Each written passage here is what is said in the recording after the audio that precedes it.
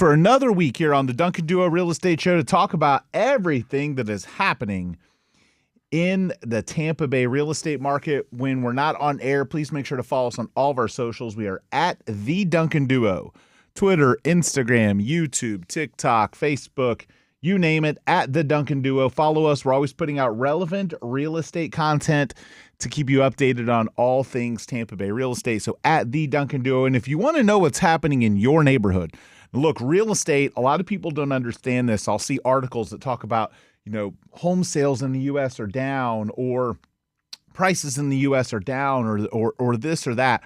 Real estate is hyper local.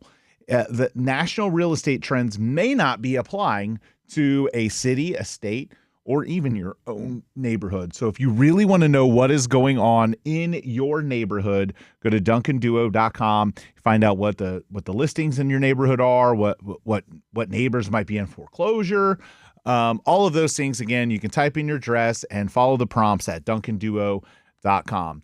So one of the things that I've noticed the last few years in the real estate market, probably the last 2 years. Look, if you flash back to 2020 and 2021, anybody with a pulse could sell a house. And what's happened in the last year or two is the cream has risen to the top. The people that had the right training, the right experience, that knew really what they were doing, they have survived and thrived.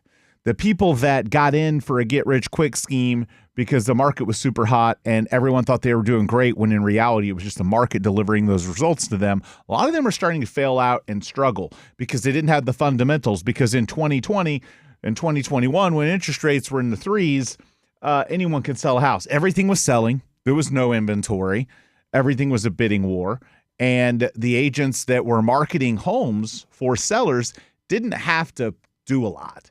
They didn't have to put a lot of effort into it. So I want to give you some tips today. If you're a home seller, whether you hire my company or not, I want to give you some tips today as a home seller of some things you need to look for in an agent and some things you need to make sure are happening on your listing that are a little bit off the grid, that aren't something people pay attention to all the time. So the very first recommendation I'm going to have to you as a home seller is to price the home properly. And you hear that and you think, okay, yeah, basic logic advice. Everyone tells you to price it right. But that's not exactly what I mean. Of course, you've got to price it at what the market will bear. Of course, you've got to price it at a number that it'll appraise for. But when I say price it right, I'm talking about the strategy of pricing a home. And there's such a thing called strategic price points. Now, a lot of people don't understand this, but when you look at homes online, they're typically in $25,000, $50,000, or $100,000 increments based on the searches that consumers set up. So, for example, someone looking up to 400, or someone looking up to 600, or someone looking up to $1 million. So when you're on the other side of some of those strategy numbers, you miss an enormous part of the audience. Okay, so I'll see a listing at 509, for example. That is a horrible mistake because you're missing everyone that's saying I'm looking up to 500. Even 499 can be a little bit of a mistake, though not as big of one, because then you might be a little bit further down the list when consumers look in that neighborhood or area up to 500, where the home price right at 500 will get all of the search. It'll also get both sides of the search. Here's what I mean by that. If you have a consumer that's looking up to 500 and you're priced at 500, you're at the top of the list and they see you. If you're a consumer that says, you know what, I'm looking between 500 and 600, at 499, they never see you. But at 500, if they sort the list, if they say 500 to 600 or 500 to 700, and they sort the list by lowest price first, you're at the top of that list. So you want to be able to capture as many eyes as you can with your price. So understanding the strategy of course, pricing it aggressively, because we're in a market where prices aren't going up. We're in a market where it is harder for homes to sell. So of course you need to price aggressively, but you also need to price understanding the strategy of how consumers look at homes online and how you can take advantage of that with your price to get more eyes on your home. I see agents make this mistake all the time. I even catch it in my own company sometimes. There's training out there that makes you think that psychologically $499 is going to be better. It's you're not buying gas. Okay, you're buying a house, and $499 and $500 are the same thing. But you want to price it so that more consumers see the property. Okay, so that's one thing that I think is really, really important.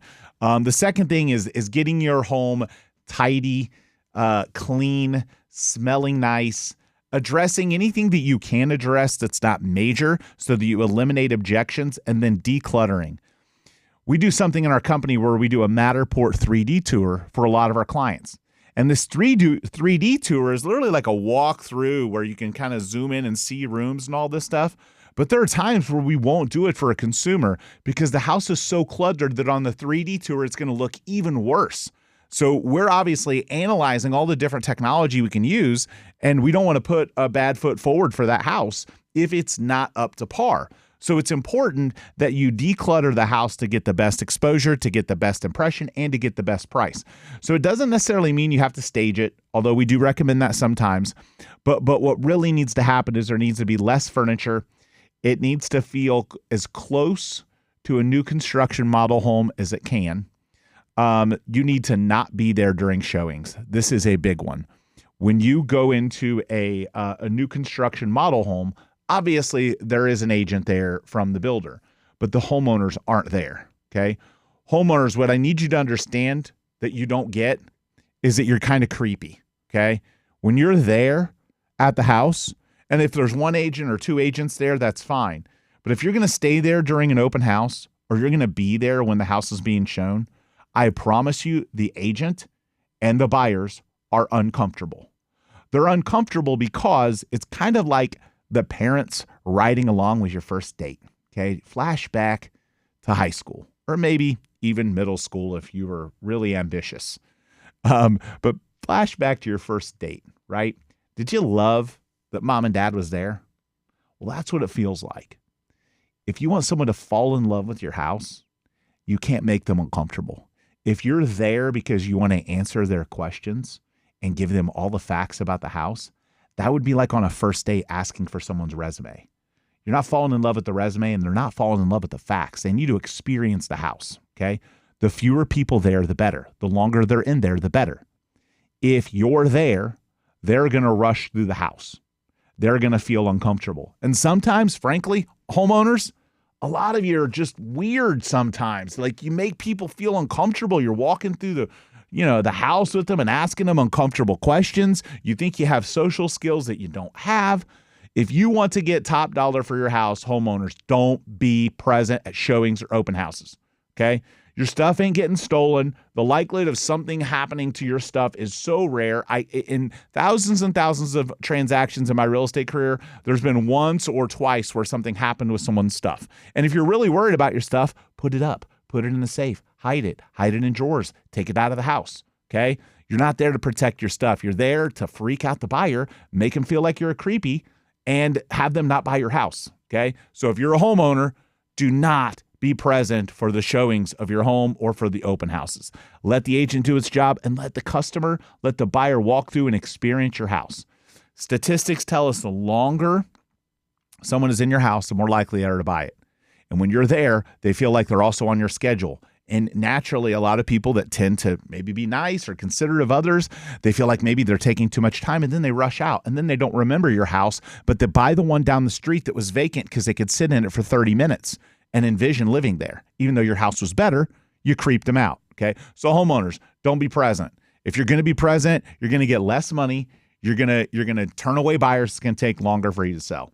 Another important thing is cleaning the house. Hire a professional to clean your house and have it smell nice, okay? Smells really matter. And when you've lived in a property for a long time, and I know I have 2 dogs, okay? And I get used to my dogs and the hair and the smells sometimes, right? And you love your dogs and you love your animals and you love your kids. But here's the reality. You're nose deaf to those smells. You get used to them. You don't realize them. You clean the house yourself and think it's clean, but it still smells. Smells like dog, or smells like cigarettes, or smells like a mess your kids made. Have a professional clean your house if you want to get the most amount of money and you don't want to turn off a prospective buyer. Another important thing about marketing your home, obviously, everyone's going to tell you professional photos. They're going to tell you how important the first photo is, photos on a good weather day. We're a big proponent of video. And look, there are a lot of real estate agents that do these videos and they walk through the house and, I'll make a joke. No one really wants to watch my butt walk through a house, okay? There are people on Instagram that get thousands and thousands of views on videos because the person walking through is super attractive. Okay. They're again, people are watching that and they're not paying attention to the house. Okay. So we're selling the house. We want them paying attention to the house. And honestly, you don't really want to watch me walk through it anyway. So we do a walkthrough video with a DJI Osmo so you can see all the angles. You can see how the floor plan flows. We do 3D stuff. But the videos matter because our audience now isn't just local to Tampa Bay. It's the world. There are people moving here from all over the country.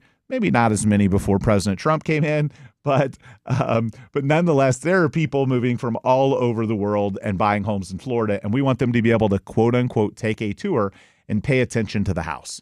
Last but not least, tips for getting the most amount of money for your house. And again, that are off the grid. I've talked about some things that may be common, and I'm pretty sure I've mentioned some things today that you may not realize or that may not be as common to you. The last one is going to be your stuff. Okay. Your stuff is a distraction if it's amazing stuff. So I'll give you an example. You want them paying attention to the house. You want them falling in love with the house. You don't want them falling in love with and paying attention to your stuff. Your stuff is a distraction when it is not super neutral. So I toured a home recently in South Tampa, and the homeowner had a several, I wouldn't say million, but hundreds of thousands of dollars worth of very high-end graded sports cards up on his wall in cases and different things. The customer that I brought to the house was a sports card guy. And I caught him basically just observing and getting excited about the sports cards and not paying attention to the house. If you have really cool stuff, you might want to take it down because then people aren't paying attention to the house. And then they're going to remember your house as a sports card house and not the house that had the great family room and the great pool and the water view. Okay. So you want to eliminate those things that cause the consumer to not pay attention to the house and to not be distracted. So your stuff, if it's really cool and not neutral, hide it, take it down. Same thing. You could be a huge Yankees fan and have Yankees stuff everywhere and then tick off the guy that's a Red Sox fan. So my opinion is make your house as neutral as you can. And if you have really, really cool stuff, okay, hide it because it becomes a distraction. And then the consumers are paying attention to the stuff and not the house. So hopefully that helps. But the number one thing you need to do if you want to sell your home in Tampa Bay for top dollar is just hit us up. Just go to duncanduo.com, fill out a quick form. We'll reach out. We'll give you all the advice you can. But hopefully, if you're working with someone else, these tips will help you get top dollar and get your home sold. And we're going to be back. We're going to continue our conversation after a quick break here on the Duncan Duo Real Estate Show.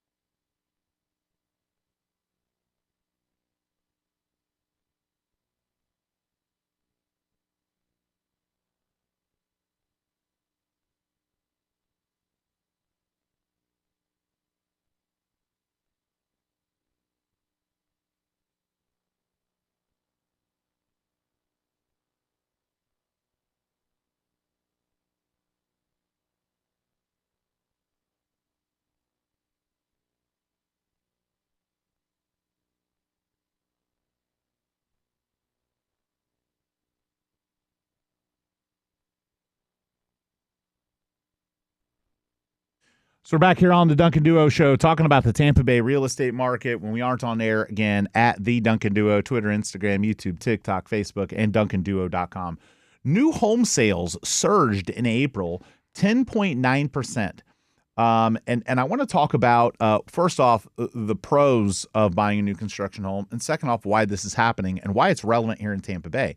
I think in Tampa Bay, we're going to continue to see strong new construction sales, especially in the outskirts of our suburbs where you're seeing these large, massive planned communities getting built with lots of amenities. The other things that are happening is, Central and South Tampa gets so congested and people, I think, are getting tired of it. Last but not least, I think you have people that are consciously looking at the risks and the costs of flood insurance and how living in some of those higher likely flood areas is causing people to say, look, I still want to experience Tampa Bay. I still want to live here, but maybe I want to move to the outskirts a little bit. So sales of newly built single-family homes in April nationally did massively increase. And I want to give some other reasons why buying a new construction home makes sense for people. And whether you're building a custom home where you can customize a lot of the utilities and the features and amenities, or you're buying a tract home from a large-scale builder, new construction offers a lot of benefits for customers. And if you're not looking at new construction, if you're looking in an area that doesn't have new construction, I would encourage you and your family to maybe go a little further out or maybe a similar distance from your work or where you like to visit and look at some new construction homes to see the difference in quality that you get, but also the benefit of the amenities and then the lower costs. And people say, well, hey, what do you mean lower costs? Well, of course, a new construction home, the actual price may be a little bit higher than a resale home, not far away. Simply because it's new. There's a premium associated with, a house that hasn't been lived in. But the financial benefits of living in a new construction, and I mean a brand new construction, never lived in home, are many. The first one, you're going to have cheaper insurance. You have cheaper insurance because the house is built to higher standards. It hasn't endured any damage. It hasn't endured any storms or rains, right? It's going to be cheaper on insurance because it's up to newer codes. Again, it is none of the, because when you build a house as it ages, there are parts of it that weaken. So none of that exists in a new construction home. So insurance company is willing to offer lower rates on new construction homes. The second thing that you're going to have is utility expenses are going to be lower. In a new construction home, you're naturally going to spend less on utilities because it's better insulated, it's newer technologies. So utility costs on new construction homes tend to be lower than resale homes, especially the older the home is, the more those things can cost.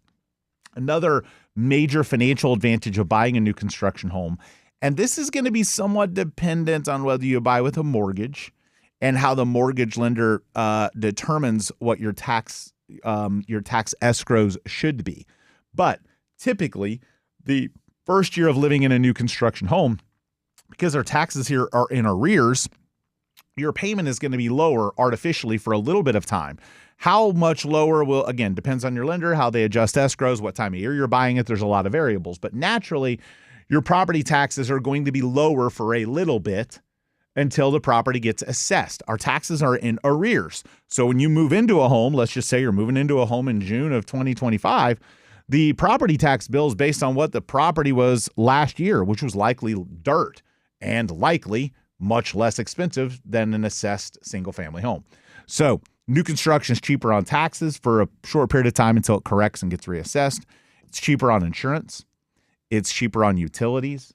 It's also cheaper on maintenance. Okay, you're not as likely to have things that you're going to have to pay for with a new construction home because there's going to be a warranty. All builders have a warranty. Some are better than others. Some are longer than others. Some cover more things. But there's going to be a warranty that will reduce your expense for a lot of the items that could go wrong. And because they're newer, they're much less likely to go wrong. So your maintenance is something that a lot of buyers that buy older homes, don't plan for. Not long ago, our team sold a 1920 Seminole Heights bungalow to a young, newlywed, first-time home buyer couple. And within a year, they wanted to sell it because it was a money pit. They had to spend money all the time to fix stuff, and fixing an older home was more expensive. A lot of first-time home buyers, and we actually did encourage and strongly recommend this person buy. I new construction home, and they didn't listen, and now that's what they're buying. But if you are a first-time home buyer and you've not been in charge of maintaining your home before, and you've lived in an apartment or lived with your parents, if you go away from like townhome, which is, another step, is kind of a step in the direction. If you go apartment, townhome, house, a townhome's kind of the in-between, because you still have your own space, you still own the land underneath, but there's some shared utility, shared expense, shared maintenance. If you're buying a new construction single-family home, you're going to have less of a sticker shock when you have to deal with things, because you're not going to have as many of those things pop up as to when you were able to just call your landlord and have it fixed. So if you are a first-time home buyer, I can't recommend enough buying a new construction home. There's financial incentives, there's logistical incentives, and there's just the stuff that you're not prepared for that is going to get thrown at you when you buy a resale house. So new construction, our team specializes. We have specialists that work only with clients looking for new construction.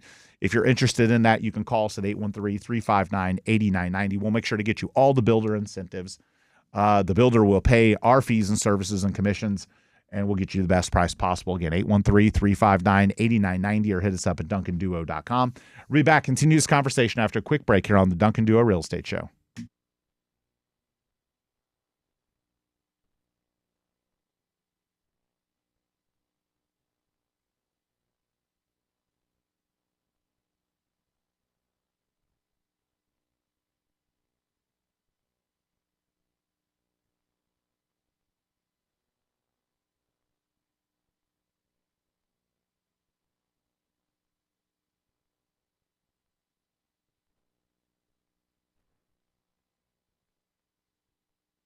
So we're back here on the Duncan Duo Show talking about the Tampa Bay real estate market. And, I get this question all the time, and I want to kind of talk about it from a standpoint of the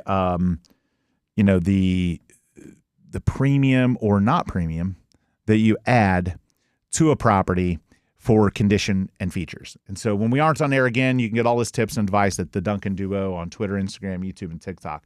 But homes that are updated, consumers will come to us and say, hey, just bought this house for $300,000 and I put $50,000 in it, so it's worth $350,000 now, right? Not exactly. It could be worth more than $350,000, but very likely it's going to be worth less. So what I want you to understand is that as an investor and as someone who buys and resells a lot of property and who flips a lot of homes that we buy directly from customers, if you have a home that needs a lot of work and you do want to just simply sell it, again, go to duncanduo.com, request a cash offer. We'll come out, we'll compete with the big boys, and we'll keep the money local, not sending it off to Wall Street. Giving back to our local community, creating jobs and all those things and more. Again, duncanduo.com if you want a quick cash offer. But if you're someone struggling with improvements and understanding the value, a pool is a common one. And during the pandemic, a pool was an even greater premium than it is now because, again, during the pandemic, we were limited with where we could go and what we could do, and pools were trading at a higher premium. In other words, houses with pools, the cost of the pool was adding more. It was adding more than the cost of the pool to the value of the home. That is obviously diminished. Now, the pandemic-driven surge in swimming pool premiums has subsided. Pools still command a significant price advantage, and the share of listings, still a lot of pool homes out there, and people are getting pools, but it's not as rampant as it was. So the price premium, and this is something that, to give you an understanding, in 2019, and this is a national stat, but it's relatively close for us. The typical listing price for a home with a pool was $415,000. In 2025, it's gone up to almost $600,000. It has dropped some though. But here's what I want you to understand. Most improvements in your home don't add what they cost. If you spent $100,000 on your pool, it probably didn't add $100,000 in value, okay? Because you used it and then it depreciated. So I'll have clients say, well, I spent $120 on my pool in 2019, and shouldn't my home be worth $120 more than my neighbor's house that's the exact same and doesn't have a pool? And it just doesn't work like that. So your pool does get you a premium price, and there are consumers that want it. But unless your pool is some massive, custom, amazing thing, the likelihood that you're getting more than your pool cost is slim. And so I want consumers to understand if you update the kitchen or if you put $100,000 into this or $100,000 into that, it may not bring you back a return on investment because you're going to use it. Now, there are times when a certain renovation can add a premium and get your house more money than the cost of the renovation. Look, I buy homes and renovate them and make a profit all the time. So it does exist. It's just not as obvious as people think. Typically, that home that we bought, that we renovate, had a lot of things wrong with it, and we corrected a lot of them. Just taking one thing to the side and saying, hey, I'm going to spend $100,000 on a pool, so my house is worth $100,000 more. It just doesn't work as common like that. Now, again, every neighborhood's different. Every house is different. And there are times where we'll look at it. I have a very good friend not long ago who was in a neighborhood that just didn't have very many pools. And he added a pool and he actually got more. He got a premium, even in this market. Of course, he had our marketing at his disposal. But when you do make renovations, especially if they're not renovated and unused, in other words, like you renovate the house and then you sell it, that renovation will get a premium. If you renovated a house 3 years ago, it's not getting that dollar because it's depreciated, it's used, there's wear and tear on the stuff. And consumers will sometimes say, well, I renovated this house in 2013. That was 12 years ago. That's no longer renovated, okay? Like if you're saying a house is renovated or updated or upgraded, that means it's relatively recent, not 13 years ago. So if you're an agent, we need to dead stop this. I see this all the time. New roof in 2009. Dude, it's 2025. That's a 16-year-old roof. That roof shot in a lot of neighborhoods, depending on the shingles or whether it's barrel tile. So what I'm basically saying is you're not likely to get back most of the things that you spend money on. The things that you can get back your money that you spend money on, if they're hyper luxury or super unique or something that's just unmatched in any of the homes, you may. The higher the price point, the more likely it is for you to do that because there's people that crowd isn't as cost conscious and they can pay the premium for it because they really want it. But typically, unless your renovation is done and then you put the house on the market, you're not getting dollar for dollar on most things. The things that you can get dollar for dollar for, you can get dollar for dollar on landscaping because the curb appeal is inexpensive and it can help pop the price. You can get dollar for dollar on staging. And you can get dollar for dollar on painting if the paint's in really bad condition. But typically, most of the things that you're going to spend money on, if you're selling in a retail environment, aren't going to return you dollar for dollar. And I think a lot of consumers misunderstand that. And they go into the process having this expectation of, hey, I bought the house for $500 and I put $200 in it, so I need to get $700. It just doesn't work that way. So the next thing I want to talk about are people that are moving up. If you're somebody that's moving up, we want to help you. So if you're selling your home and then buying another, there are some creative things that we can do to help you financially, but also to help you prepare for that. One of those is, finding a cash buyer for your house first, so it's under contract. Getting your house under contract before you go and look at homes. People make that mistake a lot. They need to sell their existing before they buy the new one. They go out and start looking at homes that they want to buy. They fall in love, but they can't buy it until they sell theirs, and then they can't sell theirs, and then it goes away and it sells. My recommendation is not to really go out and look truthfully, seriously at homes until you have the ability to buy them, because Murphy's Law tells us if something can go wrong, you're going to go out to that house, wife's going to fall in love, or you're going to fall in love, and you're not going to be able to buy it. And then you're going to be so upset, and then you're going to stay in your house because you missed out on what you think is your dream home, when likely another one would have showed up another month or two later that would have been your dream home too. So my recommendation, don't go out and look at houses to buy until you sell your existing home.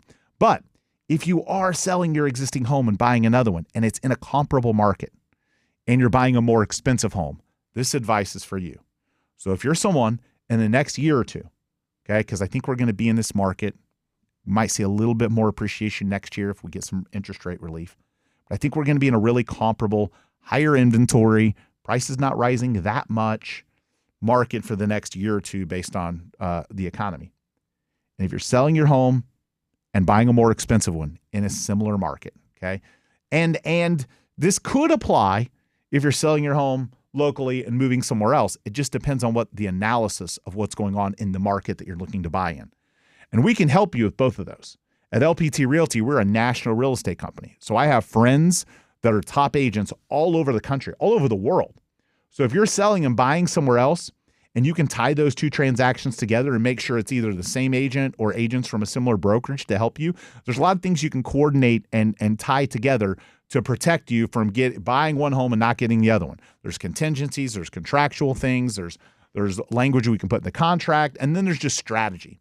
And here's the strategy that I think a lot of consumers are going into this process right now, and they're failing it because everyone thinks their house is the Taj Mahal. Everyone thinks their house is the best house. And unfortunately, the run-up of our real estate market, even though we've had 2 years of prices not really rising, the average sale price in Tampa today is about the same as it was 2 years ago. It's negligible. Certainly, when you factor in inflation, it's not rising, okay? So, but we had so many years of a run-up that people just naturally think, oh, well, my neighbor's house sold 6 months ago for $400, so now I can get $4.25. Because that was the norm. That was what was happening. That's what the news put out for years and years and years and years. And there's some people that just haven't realized that it changed. That isn't happening anymore, okay? So it's all relative, though. So let's just say you're selling your $400, and a year ago it was worth $425, $420, or you would have maybe made a little bit more money. But the $700,000 house that you're going to buy, what do you think? It's in a vacuum? What do you think it did? It also depreciated. Maybe a little bit, maybe not a lot, but it also stayed the same. What you get for your existing house is only relevant to what you get on your purchase. I'll have consumers tell us, well, I'm not going to sell my $400 to buy the $700 until I can get $450 for my $400. And if they have the financial capability to sell, look, there's one thing of saying you have to satisfy your mortgage and you don't have money, okay? That obviously exists. But there are plenty of people that have the money to satisfy the mortgage or that can make it up on the buy. So here's what I mean. If you're waiting for your $400,000 house to get to $450, do you think the $700 is sitting still? Do you think it's just not going to go up? If it's in the same market, it's going to go up too. You know, if you need 12% appreciation to get your $400 to $450 and your $700 goes up 12% to $784, you just lost $34,000 in equity. That if you'd have just bit the bullet on the house that you own. And I think a lot of people fail to understand the opportunity cost. I see people in bad real estate investments all the time and say, oh, I'm going to wait for I got to get it up to 300. I just can't sell it for less than that. And they wait a year or two and they get it up to 300. And now the thing that they're going to go buy also went up and they didn't gain anything. The property that you own, your investments that you own are not a vacuum. Okay. There's an opportunity cost that you're giving up. The enjoyment that you would get of that property, the better return on investment, and also the price. If you need your price to be higher, the price of what you're going to buy is going to end up going up too. Okay. And so a lot of consumers make that mistake. They think they're in a vacuum. They think, well, I got to get 425. Well, the market just doesn't support it. And if you're going to wait, you're going to put it on the market and wait for appreciation to take it from 4 to 425. What do you think's happening to the 700? So if you're moving down, it's a completely different analysis. That is a completely different analysis. But if you're moving up in a comparable neighborhood or area and you're selling your home to buy an existing home and you don't like the price of the home that you're selling, again, you can improve it. You can spend money on it. Okay. But you're better off just getting that home sold and then making it up on the buy because you're buying in a similar market. It's also soft on the buy side. So you're 425 that you got to sell for 400. They're 700. Now you're going to say, 675, 660, 650. You're going to make it up on the buy. People have to understand that you make money in real estate on the buy, not on the sell. You make it in your buy. So if you're not going to make as much as you want when you sell, make it on your buy. Make it back up. The property value of your home is going to pull the other property that you're looking at buying up too, if that's your strategy. If you say, I'm just going to wait until values go up, you're just going to cost yourself more money. Now, interest rates certainly can have an impact on that. And I've always told people the interest rates are short term. It's a 30-year mortgage. I get it. No one makes it 30 years in their mortgage. Everyone refinances it to a lower rate at some point when it makes sense. So you're not getting that rate forever. You're getting that rate for a period of time until rates can drop.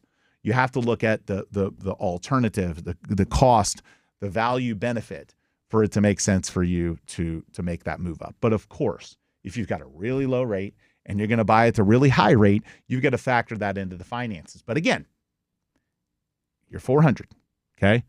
You want 4.25. Okay, that means your 700 is going to go up to 742. Even with the higher rate, you're in a better financial position to sell now and buy now versus waiting, if you believe the prices will go up, waiting for the prices to go up. Even if interest rates soften, the difference in value between the two prices makes the move up better to do now than by waiting. So hopefully that makes sense. Be back. We can continue this conversation after a quick break here on the Duncan Duo Show. So we're back here on the Tampa Bay Real Estate Show with Andrew Duncan, the Duncan Duo team, the Duncan Duo Show, every Sunday at 10 at the Duncan Duo when we aren't on air. I want to talk about commercial real estate next. Now, I've obviously always positioned this show being focused on residential real estate because that's what my team has been focused on. However, we have two agents on our team that focus 100% on serving our clients and commercial real estate. So if you have a commercial real estate need, I want you to understand that we can help you too. I think right now we're selling a car wash. We've got a church on the market. We've got some commercial land, some development opportunities. If you have a commercial real estate need, we would love to help you with that too. One of the things that I, as a commercial real estate investor, loathe about dealing with commercial real estate agents is that I can't ever get a response or a phone answered. If you're a commercial real estate buyer or investor and you struggle with this, you call and you can't get an answer, I promise you, it is rampant. I'm someone who owns a lot of real estate. I'm always looking and buying and asking questions. And man, I feel like whenever I'm inquiring on commercial real estate, I can't ever get a question or an answer. We can help with that. I promise you, my commercial agents are going to answer the phone. And it's one of the things that's probably made them most successful and where they've sold multi-million-dollar properties is because they answer the phone. It sounds crazy. I'm wearing a shirt, I'm wearing a hat today in studios. It's called the damn leads. And it's the reality. The commercial real estate industry, unfortunately, is rampantly known. If you're a commercial real estate investor or buyer, you don't get phone calls returned. They don't work weekends. They're Mondays through Friday, 9 to 5. That is not my commercial team. So if you have a commercial need for real estate and you need some help, call us at 813-359-8990. You can ask for Grant. Grant runs my commercial division. He'll talk directly with you and assess your needs and see what it is he can help you with. There are some types of properties that will refer you to an outside company just because they require a different specialty. But Grant has a considerable amount of experience in a lot of different commercial realms, and he can help you. So he can certainly help point you in the right direction. And he answers his phone on weekends and evenings. But just give us a call. We'll connect you directly with Grant for my commercial division. And no matter what it is, whether it's a 200-unit apartment complex, whether it's land, whether it's, like I mentioned before, a church, a car wash, we've done a lot of stuff in the commercial space. Grant has specifically, and I have Grant doing that because truthfully, it is out of my realm of experience as an agent. I'm always buying and I look at a lot of commercial opportunities, but not necessarily from an agent perspective. So Grant can definitely hold down the fort for you and answer your phone, keep you updated. Grant at theduncanduo.com or 813-359-8990. Again, that's 813-359-8990. We can help you with your commercial real estate needs.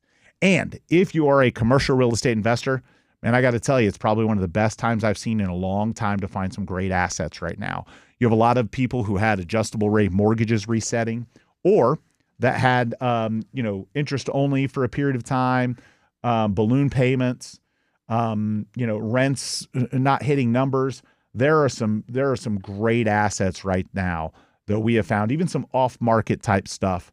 It's funny, Grant not long ago was at his barber, and his barber told him about this property, and we ended up bringing a buyer to it. So if you are looking for off-market commercial deals or something specific, we also have an enormous database. So 200,000 people in our database. We can run AI searches to find who owns commercial properties in our database, who might have the property that you're looking for. We've even, clients have even said, hey, I want to buy that property right there. And we've made it happen for them. We've found the owner. We've reached out to them. We've called them. So if you're a commercial real estate buyer or seller, again, it's something I don't talk a lot on the show about, but it is a service that we offer. And I think the thing that differentiates us, obviously experience, track record, a lot of transactions. Grant's been with me almost a decade. But it's truly the service level side of things. It's answering the phone. It's being responsive. It's keeping you updated. And it's doing some of that gritty work that, unfortunately, I've learned as someone who's regularly looking at buying and selling commercial real estate is a problem. It's a problem in our industry. So, and last but not least, if you own a home and you want a cash offer. You just want out. Maybe you're tired. You don't want to risk the hurricanes. Maybe last year's hurricane season wore you out. Maybe you're ready to move back up north. Maybe our summer's too much, because right now, frankly, it feels a lot to me. It is hot. It is really hot. We're not getting any rain. Feels like the desert. If that's you, DuncanDuo.com will give you an instant cash offer for your house. We'll also let you know what it could sell for retail, so you know what you're missing out on. You can decide. Selling your house in a cash offer situation isn't always going to net the most amount of money, but it's going to net the most convenience. You're going to be able to control terms. You're going to be able to close when you want. There's even leaseback opportunities, and it's cash. There's no appraisal. There's no chance of a fall through on an appraisal or financing. Cash offers are they're here to stay. There are a lot of consumers that opt for that, and we're regularly buying homes. So and we have an investment group that we bring other homes to when it doesn't fit for us. So if you're looking for a cash, quick, clean offer, hit up DuncanDuo.com, fill out your address. One of our team members will reach out and see how we can help you.